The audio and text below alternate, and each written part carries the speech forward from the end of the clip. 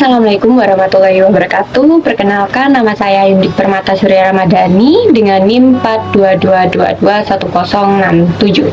Baik, yang pertama, pariwisata minat khusus sendiri adalah bagian dari pariwisata yang hanya diminati oleh orang atau kelompok-kelompok tertentu, sehingga keberadaannya ini cukup unik dan bersifat khusus.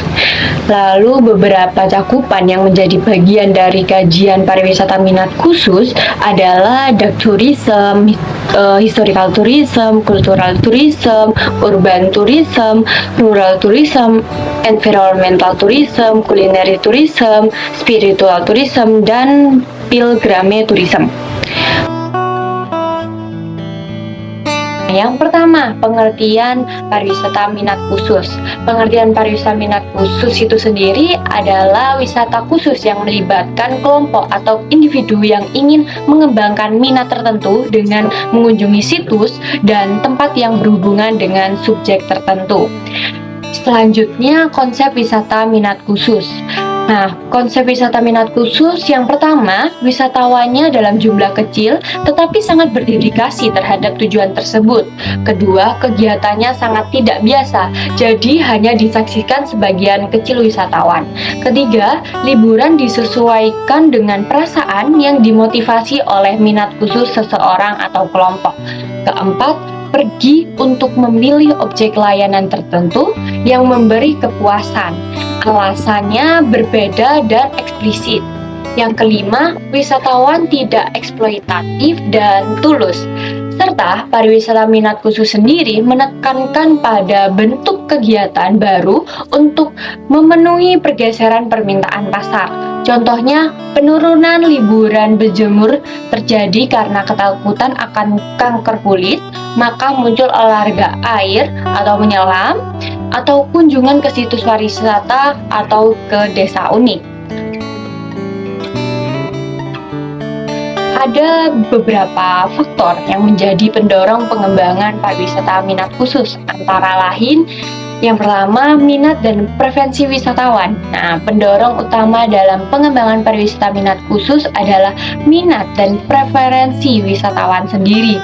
Semakin banyak wisatawan yang mencari pengalaman wisata yang berbeda dan unik, semakin besar peluang bagi pengembangan destinasi pariwisata minat khusus.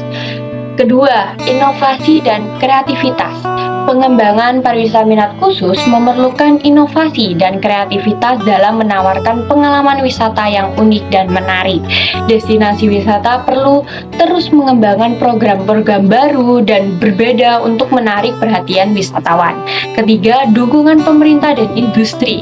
Nah, dukungan dari pemerintah untuk pariwisata memberikan dukungan dalam pembangunan pariwisata minat khusus, baik melalui regulasi yang mendukung, investasi dalam infrastruktur, promosi destinasi, hingga pelatihan bagi pelaku pariwisata. Keempat, kolaborasi dalam komunitas lokal. Melibatkan komunitas lokal dalam pengembangan pariwisata minat khusus dapat menjadi pendorong penting. Nah, kolaborasinya dengan komunitas lokal dapat membantu dalam melestarikan budaya dan tradisi lokal serta memberikan manfaat ekonomi bagi masyarakat setempat. Kelima, peningkatan aksesibilitas.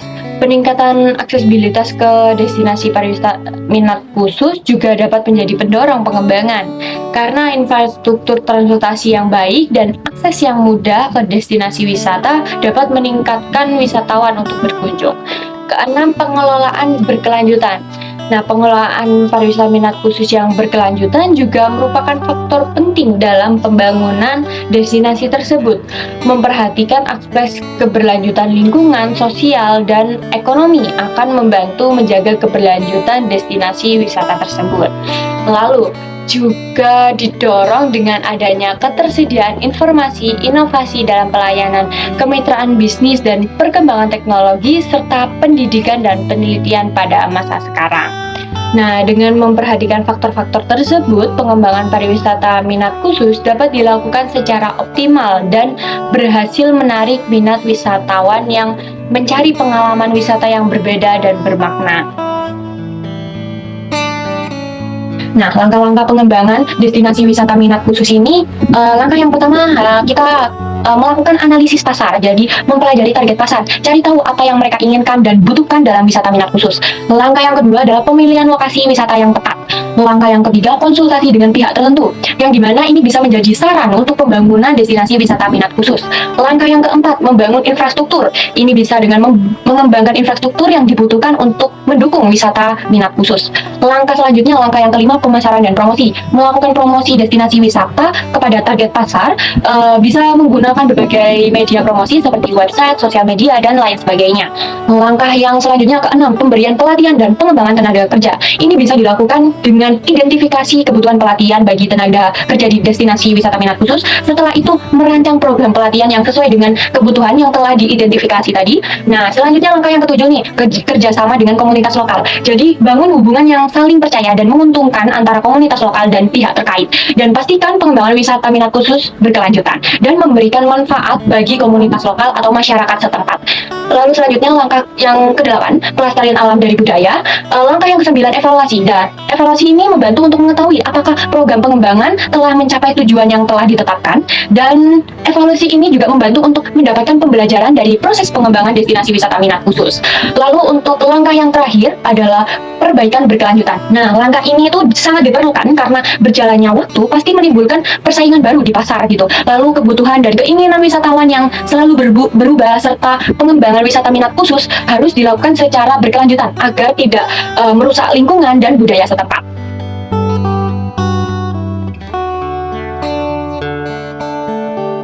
Baik, sekarang saya sudah berada di Kampung Penele. Nah, Kampung Penele ini adalah sebuah gerbang sejarah dan budaya di Surabaya ya. Saya di sini tempat wisata ini itu terdapat sejarahnya dan budayanya. Jadi banyak sekali ilmu yang bisa kita dapat gitu.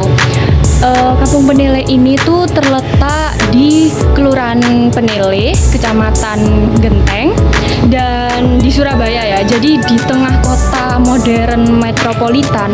Jadi Surabaya itu juga memiliki tempat wisata gitu yang menarik dan arsitekturnya juga bangunannya nih masih terlihat ada arsitektur Belanda gitu sih.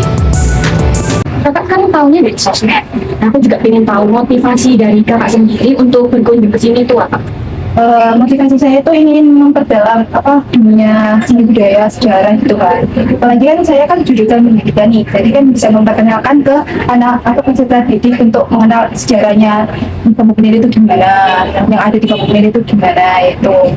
Jadi motivasinya juga ikut menyebarkan pembelajaran sejarah juga ya. Loving can hurt. I wanna follow where she goes. In the night I lie and look up at you. Oh baby, you should go and love yourself. I'm falling again. I'm falling again. I'm falling. I'm way too good at goodbye. When I see your face, I've been losing sleep, dreaming about the things that we could. A little bit of love.